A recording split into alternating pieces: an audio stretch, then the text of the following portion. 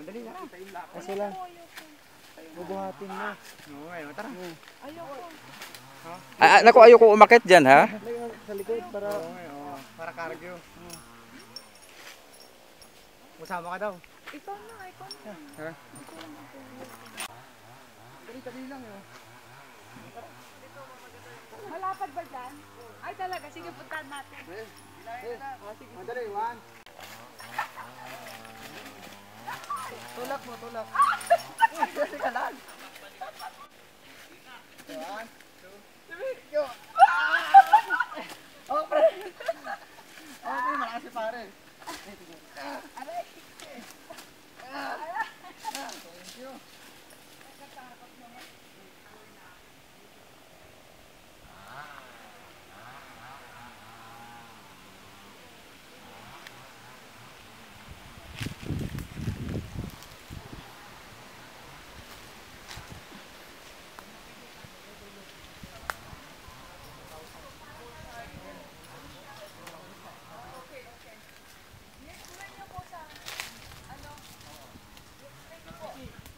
Yan kung hindi na kung nalinis lang doon kanina.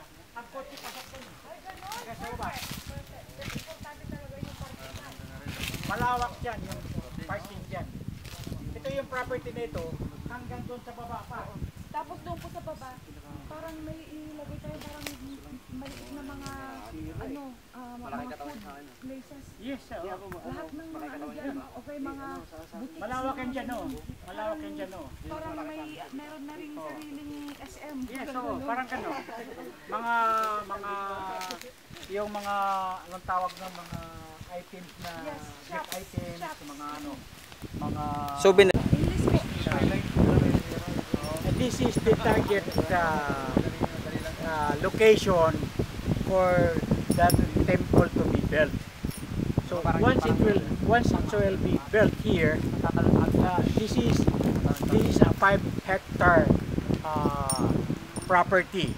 So in short, we can put all together here the temple, the parking area, then other amenities, businesses areas, the healing place here, that we will put somewhere here cottages where sick people will stay for a month or a week for the healing, spiritual healing, and at the same time medicinal herbal healing.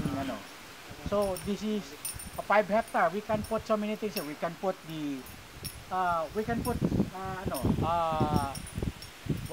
swimming pools up, down. Here it's a wide vacant place in that area that can park more or less 30 to 50 cars. Wow. That place. That is a former quarry area. Yes. Okay. So 5,000 hectares, that's big enough. Yes, that's 5 hectares. more than big enough. Yes, 5 hectares.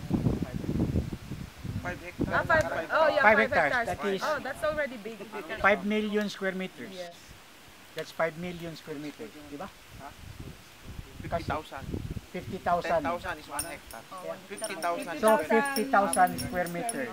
That is 5 hectares. Yeah. All right. Okay. Okay, so this is already the location that we have already planned to build the temple. And of course, because it's going to be a Mystica Charity Foundation, involves not only spiritual but also some charitable, educational, or whatever we can do. So we can have some livelihood as well. So every people here is going to be getting together, and then they're going to be working together. So we're not just going to be having that temple just for the spiritual, but we're going to be helping a lot of people, especially people here.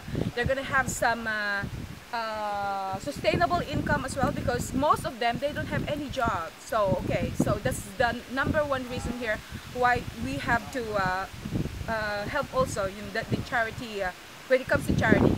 So when it comes to the nature, as you can see here, they already started for how many years ago?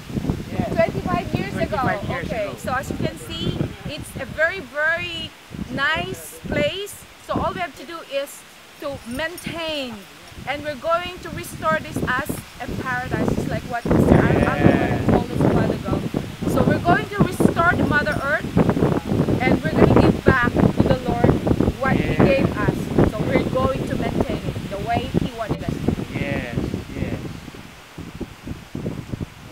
And by the way, the temple is not just gonna be for a certain congregation or religion. It's gonna be for everybody, because we, as a whole, here in Planet, we're all brothers and sisters. So we're going to unite each other, and at the same time, we're going to promote to everybody in order to restore. That's gonna be our main, and of course, our faith to God. It will be God's temple. Exactly. Yeah. All right. Alright. Likod din dyan, sa likod. Oh. Oh. Hawak lang, hawak. Oh, yan. Oh.